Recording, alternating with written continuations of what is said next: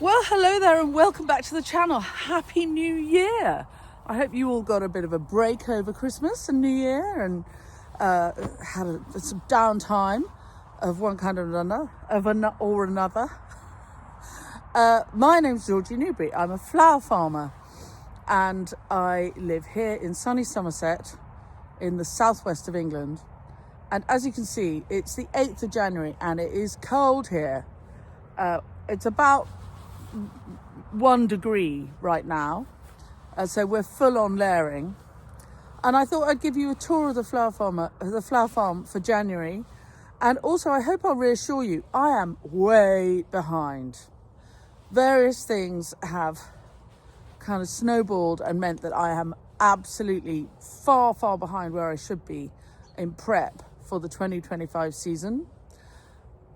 I'm going to show you what I need to do to catch up. And I hope I'll reassure you that it's not the end of the world if things fall off your calendar and don't get done. I think what happens often with flower farming or gardening altogether is that one misses some kind of deadline, which might be completely manufactured and unnecessary. In my case, it's my calendar. I make a yearly calendar and I try and stick to it. And that way, most of the time, most of what I need to do gets done. But we all have kind of interesting, full stops. And often with gardening, what happens is we go, well, I've missed that. So therefore, the whole season's gone to pot. And then we stop. We think we've broken it somehow. And that's not the case. So this clip is hopefully going to reassure people that if you feel behind or feel as though you're not keeping up, don't worry. There's lots you can do and all will be well. Right, let's go and have a little tour of the flower farm. This is the view of my studio. That's what the barn up there is where I work. It's in the middle of the field. I used to work down there by the house, and I worked very hard for a very long time, saved my pennies, and we had a falling down shed in the middle of the field, so I've put a lid on the shed in the form of a roof, and that's my studio now. So I've got plenty to be getting on with today, but I thought I'd give you a whip round the garden while it's still really too cold to do much in the way of work. And the forecast is snow this afternoon, so I'm hoping that I'll get you some images of the flower farm under snow. So come along with me. And if you're new to the channel, you're very welcome. Please do subscribe, press the bell icon, and we'll tell you when we've got more clips coming up. And if any of the tips and tricks we give you along the way are useful, you can always buy me a coffee, or better still, join my club. Now, the club used to be here on YouTube, but I am slowly moving it over to Substack. Fun. We wouldn't want to be static. So I will put the links to club membership and coffee buying in the blurb to all my clips. Right, off we go. So this little patch of trees, these are all crabapple trees, very much dormant, and all the crabbies that were there, all the fruit that were there before Christmas has been eaten off by the visiting thrush family. The blackbirds live here all year round, they're thrush family, but the fieldfare and the redwing, who come down from the north, they have you can see they've completely cleaned them. They were still covered in fruit. I was harvesting fruit from these for Christmas wreaths and so on, and they've all been taken. Now, through here are 2 polytunnels and 2 greenhouses. One greenhouse is really a storage. It's very wasteful, but I just use it as a storage, as a pot store. And the other is where my little babies are. And we'll see how they're doing in this frosty weather. It's been cold for the last few weeks, so we'll see how they're going. Oh, it's looking chilly. This is a cold greenhouse. I can feel the frost on the inside. But I've just got everything covered in fleece. And I've been checking on them every day or so. Ranunculus. Really, these are ready for planting in the polytunnel. But I'm not going to plant anything until it's a little bit warmer. So they can wait there until it's time. So I've got lots of ranunculus and all sorts of other people in here. For example, anemones, I can't say them, and sweet peas, and they're all quite dry, but I'm not going to water them either. They're not so dry that they're kind of frozen. They're in suspended animation, so we'll leave them. I'm just going to keep the doors closed, and when it warms up a little bit, we'll plant them into the tunnel. On the to-do list, to give the tunnels their annual clean, they need a good old scrub up. And again, if I'm going to be planting ranunculus in here, this tunnel is 10 years old or more. What are we, 2025? Yeah, this tunnel's probably 10 years old, and bing, it's feeling its age, so we need to reskin it altogether. So it'll be more than cleaning it, there'll be reskinning. Weirdly, this one is holding on. Actually, no, that looks look, reskinning in the middle there too. We leave these perennials standing tall because it's such a good resource for wildlife to live in and eat over the winter. But this now is an emergency. I need to get the mower on here because this is where my narcissi are, and they will struggle to get through that. Why am I so behind, you ask? Well, I have completely and utterly, totally rewritten the Flower Farmers Yearbook, which I published some years ago, and the deadline for the publishers was yesterday. So, and writing books it's like, yes, it's my dream to write books all day, but it is also harder work. It's not really the writing of the book, you can sit down and words come out of your head onto the page. That's not the time-consuming part. It gets fiddly. Inevitably, it gets fiddly, and you can't do it quickly. So all those finishing off bits, anyway, that's all handed in. But that's really one reason I'm very behind. And the other is that, as is often the way with all of us, family suddenly over Christmas, the demands of one's family are understandable and sometimes unexpected. So, for example, my husband's mother, who lives with us, was in hospital over Christmas. So that was sort of, it's just sort of extra stuff in your head. But we did have a very, very good Christmas, I have to say, and it was very much worth the break. So while I'm under pressure now, if I hadn't had the break, I might feel overwhelmed. But because we took the break, I'm like, okay, yeah, I can do that. I can do that today. I'll put that on the list, and I will get the mower on those narcissi today. This area behind me is called the Pitch By Yard, after my husband's school playground, sports field. Random. All of our cutting areas have names. So that where the polytunnels are is the piggery, because that area was originally cleared for us by pigs in the days when we used to keep livestock. And the Pitch By Yard is here, and then we've got a patch up the top I'll show you in a bit called the Lady Smock, where, because there are lady smock, there's a little wildflower that grows around there called Lady Smock. And then we've got another patch called the Pale, which was the first that we managed to completely rabbit-proof. So the rabbits were beyond the pale. Anyway, so this area is where I grow most of my annuals. Anything that goes in the ground just for one season is grown here. And one of the things that goes in the ground for one season, tulips. And I still have 750 tulips not planted. I'm very glad that I wasn't going large on the tulip crop this year. Anyway, but it's a shame to waste 750 tulips. So I've got to get them in here, along with sprouting the last lot of ranunculus to get, which actually will be planted out here. Ranunculus don't like to get too hot, so they're great as an early crop in the polytunnel until the tunnel gets hot, and then I'm going to have them out here, and the idea is that they fill up my gap between the tulips and the roses. especially out here.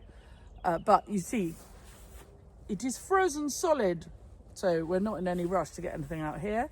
And when I do, I'll have to give them little tunnels and so on. So that's on my list of things to do. So while I'm up here, I've got a row of apples behind me, and one of my club members, Sazzle, hello Sazzle, lives not very far away, and she has these pet rabbits, and the pet rabbits need apple branches to gnaw on, because they are house pet rabbits, and if they don't have something to gnaw on, their teeth get too long. That's where they get long in the tooth.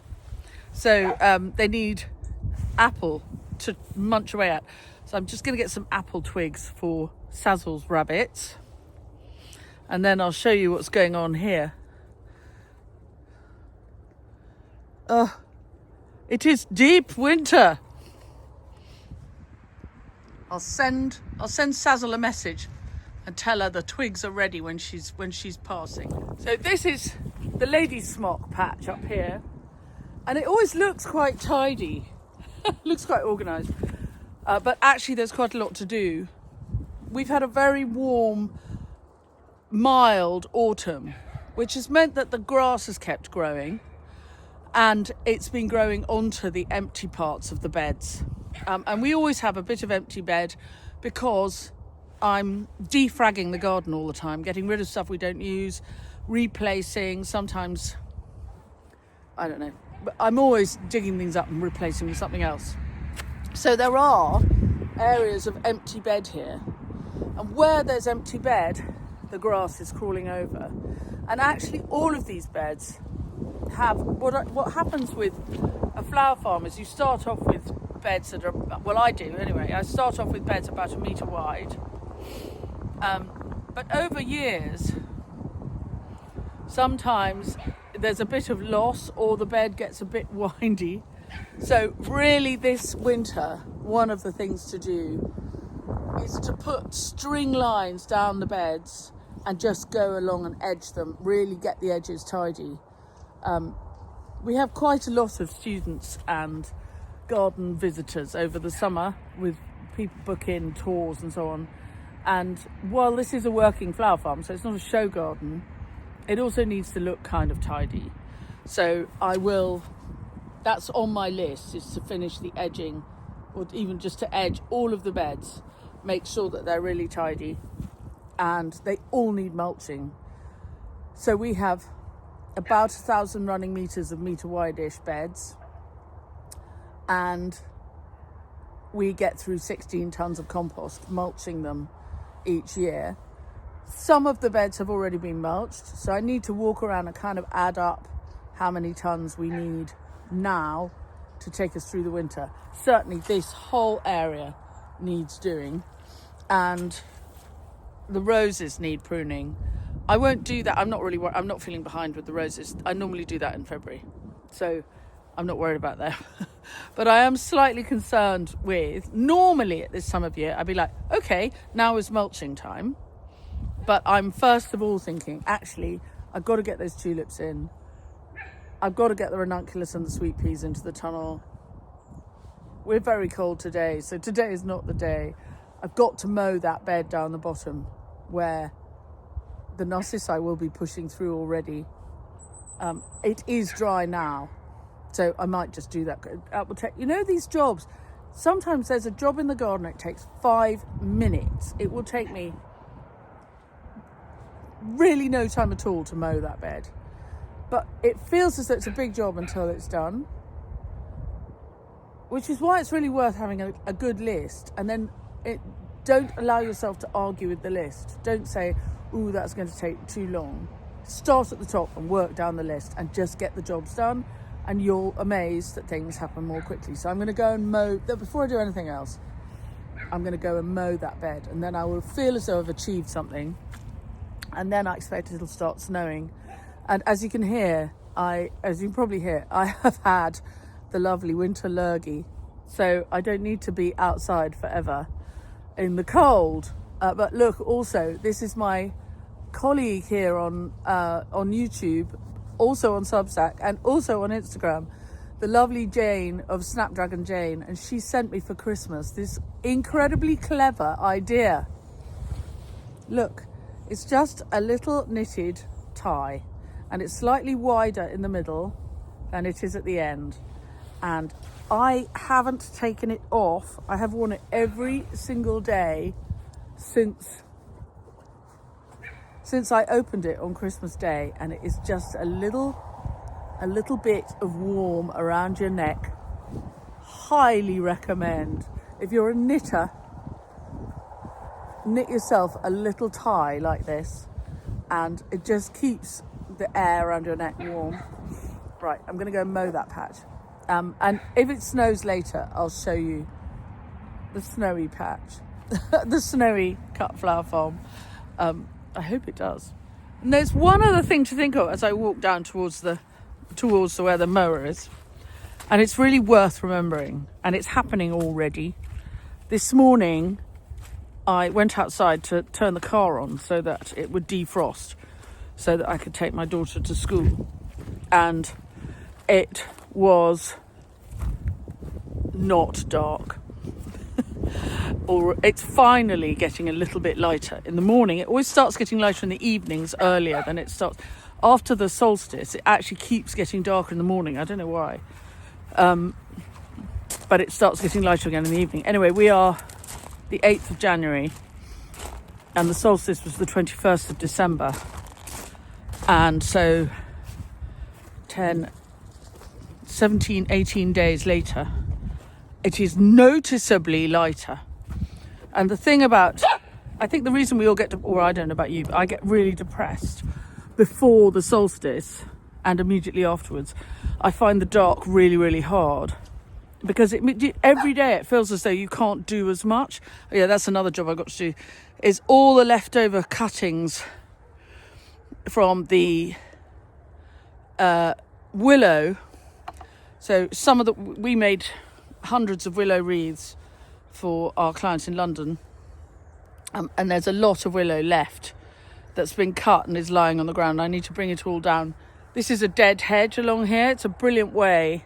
So basically what you do is you pile up dead material and make it relatively attractive. You know, we pile it up along underneath these hornbeam, and we do it every year, and it provides an environment where all kinds of invertebrates and people can live over the winter.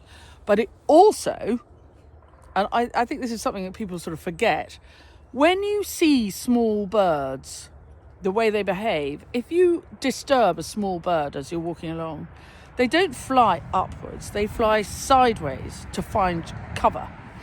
And a dead hedge is great cover for small birds, who in there will find a nice beetle or an aphid or somebody to eat. It's somewhere where your hedgehogs can live. Having a dead hedge is brilliant if you've got any kind of place. And if you've got no room for a hedge, just pile up twiggy material if you can somewhere. Doesn't have to be enormous. A small pile of twiggy material will really help the ecosystem in your garden.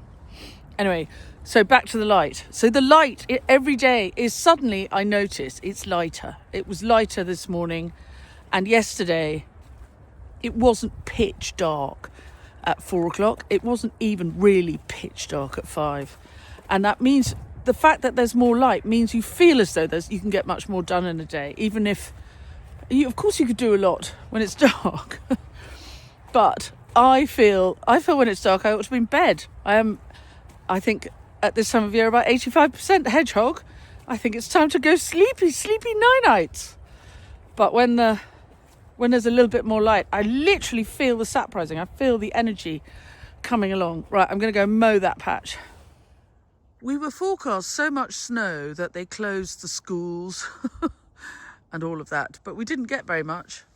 I didn't post the clip yesterday because I was waiting for the snow. It didn't come. Anyway, have another good January day, everybody. I'll post this later.